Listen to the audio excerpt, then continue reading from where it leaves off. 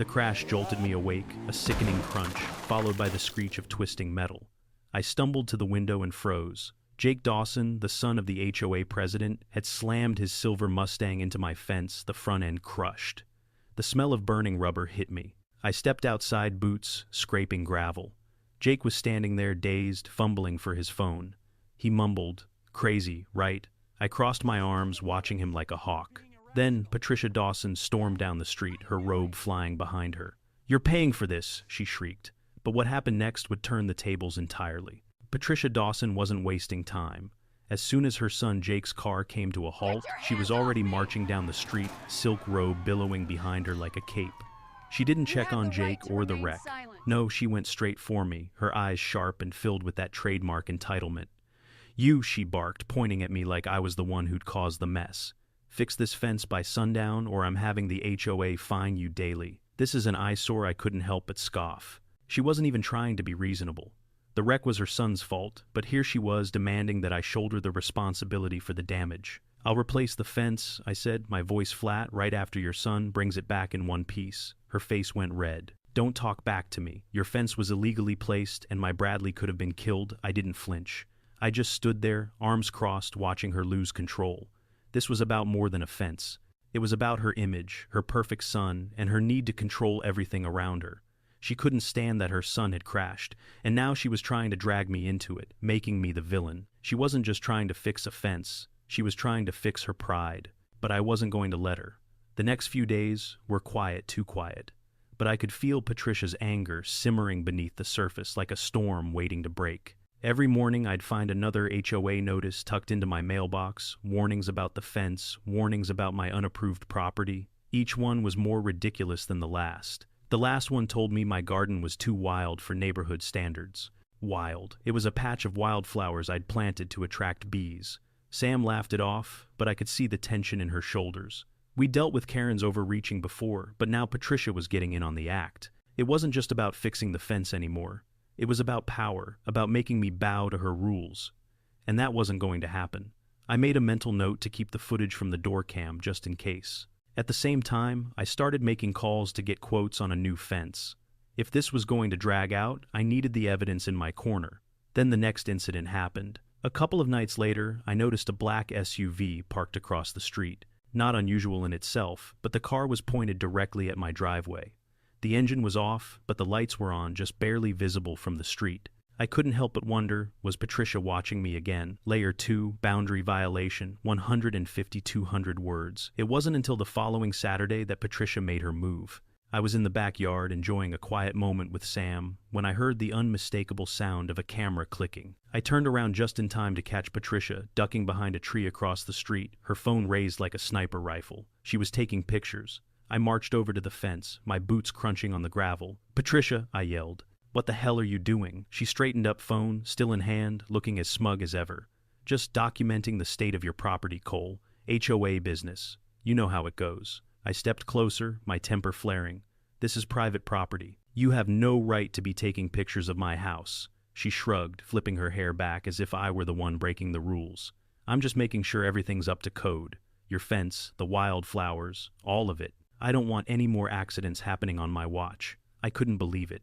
She wasn't just overstepping, she was invading our privacy, and there was no way I was going to let her get away with it. I called Sam, who was already pulling up the camera footage, but I knew Patricia wasn't done yet. I could feel the pressure building, and I was starting to realize just how far she was willing to go. It was 2 days later when the real damage happened. I had just finished lunch when I heard a loud crash from the front yard. I rushed to the window expecting to see some car knocking over trash cans or some random accident. What I saw instead made my stomach drop. Patricia's black SUV was parked right by my fence, and there was a small bulldozer parked next to it lifting dirt. My heart started to pound. "What the hell is she doing now?" Sam muttered under her breath, already heading for the door. We rushed outside to see Patricia standing at the corner of the yard, clipboard in hand, barking orders at a construction worker. "I'm having the fence relocated," Patricia said without even acknowledging us. "The HOA board's been informed. It's too close to the road and it's a hazard. This will all be fixed before the weekend." What I shouted, stepping closer. "You can't just..." She cut me off with a wave of her hand. "I have full authorization. You'll have to tear it down and rebuild it to code. If you don't, I'll report you. I'm being reasonable, Cole." But I won't tolerate any more violations. I could barely speak. She was bulldozing my property, my fence, my backyard, my home. The nerve of her. The construction workers were digging up the posts, already removing parts of the fence as if it were no longer mine. I wanted to yell to stop them, but before I could, one of the workers looked up at me. "Sorry, sir. We were just told to start." Sam stepped forward, holding up her phone. "We have this on camera. You'll regret this."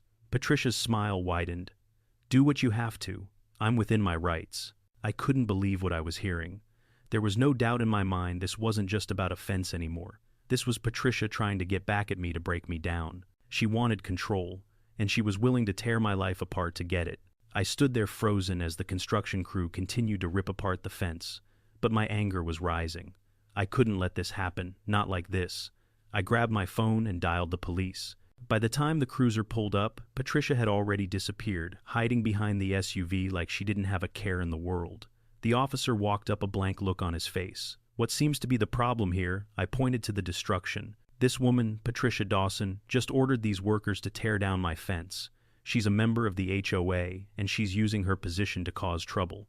The officer glanced at the workers, who were still pulling down the posts. "Did you get her permission?" he asked, almost as if it were normal. I shook my head. "No, I didn't. I wasn't even notified. She's acting on her own." The officer nodded, his expression turning serious. "I'll take your statement. This may take a while." I was about to speak when Patricia appeared from behind the SUV, a smug grin plastered on her face. "The police are here now, Cole. Your troubles are just beginning." As the officer took my statement, I felt a cold sense of dread settle in. Patricia had pushed me to my limit. She wasn't just abusing her HOA power, she was trying to destroy me, take everything I cared about. But as I stood there waiting for the officer to finish taking my details, something unexpected happened. A tow truck rolled up, its lights flashing in the early morning gloom. I didn't know what it was for until the officer stepped away from me and walked toward the truck. "Not for me," I said, stepping forward. "Not so fast," the officer said, turning to look at me. "This car's being impounded." I turned around confused. That's when I saw it. Patricia's black SUV was being hooked up, ready to be towed. "Wait, what?" I stammered. "Ma'am," the officer said to Patricia, "your car's been flagged for illegal parking on private property. You're going to have to sort this out with the DMV." Patricia's face turned pale. No, this is a mistake." But the officer just nodded, pulling his paperwork out. Patricia started protesting, but it was too late. Her car was being towed, and I was left standing there in shock as she was forced to watch her precious SUV disappear. The twist hadn't come yet, but it was coming, and it would hit harder than I ever expected. It felt like everything was building to this moment. After all the tension, the fines, and the lies, it was finally time for the HOA meeting. I wasn't sure what to expect, but I knew Patricia would be out for blood. She'd been quiet for a few days, but I could see the storm brewing. She was going to make sure I paid for what had happened. The meeting started like every other. People were bored, checking their phones, waiting for the usual petty discussions about yard regulations and mailbox colors. Then Patricia stood up. Her usual air of smug authority filled the room as she made her way to the podium, a thick stack of papers in her hands. "Ladies and gentlemen," she began, her voice dripping with false sincerity, "we have a serious issue that needs to be addressed immediately. Mr. Cole Maddox, 112 Oak Street, has allowed his property to fall into a state of disrepair. His fence is an eyesore, and we can't allow one man's negligence to bring down the whole neighborhood's value." I could feel the eyes of everyone in the room turn toward me. There was no doubt that Patricia was hoping to paint me as the villain. But I wasn't going down without a fight. I stood up slowly, calm and collected. I wasn't going to let Patricia get the last word. Not this time. "I have something to say," I said, my voice cutting through the murmurs in the room. "Before we talk about my fence, let's talk about how it got destroyed." I opened the folder in my hands, laying the police report on the table in front of the HOA board. "This is the official report from the accident that happened on the morning of the crash. Jake Dawson, your precious son, was driving under the influence of nitrous oxide when he plowed through my fence. His car was impounded. You can check with the police if you don't believe me." Patricia's face went pale as the room fell silent. I pulled out another sheet, and this is the footage from my doorbell cam showing the wreckage. It's all time-stamped and recorded. I placed more documents on the table, photos of the crash, the wrecked Mustang, and the skid marks leading straight to my fence.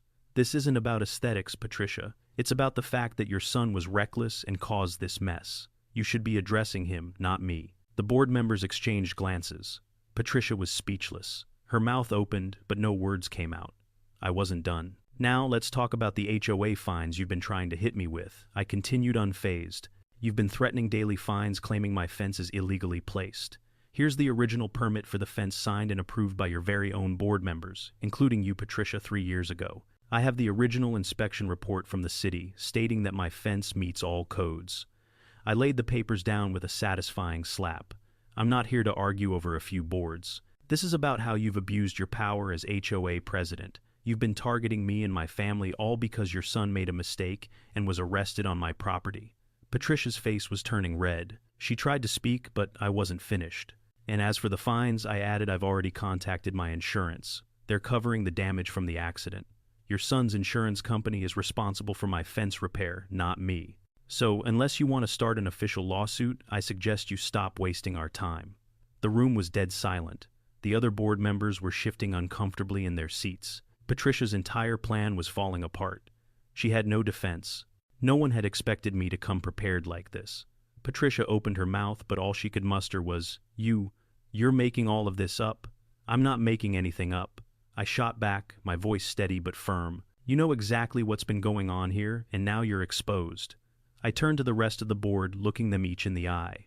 The real hazard to this neighborhood isn't a fence. It's a president who thinks she can hide her son's actions behind HOA rules. I could feel the shift in the room. The board members were no longer looking at me like I was the problem. They were looking at Patricia, questioning her. One of the board members cleared his throat. Is this true, Patricia? Patricia's face twisted. Her usual arrogance was gone. She stammered, her voice cracking. I didn't know about all of this. Really? I asked, voice dripping with sarcasm. You didn't know that your son had been using your HOA clubhouse for illegal street racing, had a burner phone, and was caught with nitrous oxide. Her silence said it all. I'd won. The board had heard everything they needed to. Patricia was caught. And it was over. The silence in the room was almost deafening. Patricia sat frozen, her face pale, eyes wide in disbelief. The documents I'd placed in front of her had torn her facade apart. The board members, once under her control, exchanged uneasy glances. Her power had shattered in an instant, and now the room seemed to weigh heavy with the truth. I looked around the room, and for the first time, I could feel the shift in the community. People who had once avoided getting involved were now quietly nodding their loyalty to Patricia, slipping away. Even the board members previously loyal to her seemed hesitant, exchanging looks that said they knew this was the beginning of the end for her reign. I turned to Sam, who stood silently by the door. Her calm, confident gaze met mine. We had done it. The fight had been hard, but standing there I knew the victory was sweet. The neighborhood felt lighter already. Patricia had lost more than just an HOA presidency. She had lost the respect of the very people she'd tried to control, and that was something she couldn't get back. The days that followed were a whirlwind. Detective Miller contacted me with the news Jake and the others had been arrested. The evidence we'd gathered, photos, videos, the burner phone, was enough to get them charged with everything from reckless driving to conspiracy. Jake was facing serious charges, including nitrous oxide possession and illegal street racing, all made worse by the fact that he had been involved in criminal activity right under his mother's nose. Patricia's own downfall was swift. The HOA board convened an emergency meeting, and it was clear her time was up. A unanimous vote removed her from office. The community was relieved knowing that the toxic power she'd wielded had finally been broken. As for me, the insurance claim was processed smoothly. My fence was repaired, and Patricia's son's insurance covered the damage. The small financial victory didn't matter as much as the larger one. The community had reclaimed its voice. The threat of daily fines and harassment from the HOA was gone, and the neighborhood began to feel like home again. 1 week later, the for sale sign in front of the Dawson home was a final blow. Patricia had tried to control the entire neighborhood, but she was now forced to leave. I couldn't help but feel a little satisfaction knowing she'd lost more than just her position. She had lost her hold over this community. Sam and I stood on the porch, the evening air cool around us. The sun was setting, and for the first time in a long while, the neighborhood felt peaceful. We did it, she said, her voice full of quiet pride. We did, I replied, looking down the street. The house that had once seemed so oppressive, so filled with conflict, now felt like a distant memory. The Dawsons were gone, and our lives could move on. We're not just rebuilding a fence, Sam said softly. We're rebuilding this neighborhood. I nodded, knowing she was right. It was more than just the fence. It was about peace, about standing up for what's right and not letting anyone tear you down. The fence would stand strong just like we had. The silence between us was comfortable now. We'd won this fight, and we'd do whatever it took to make sure it stayed that way. Peace was worth fighting for, and we had it back.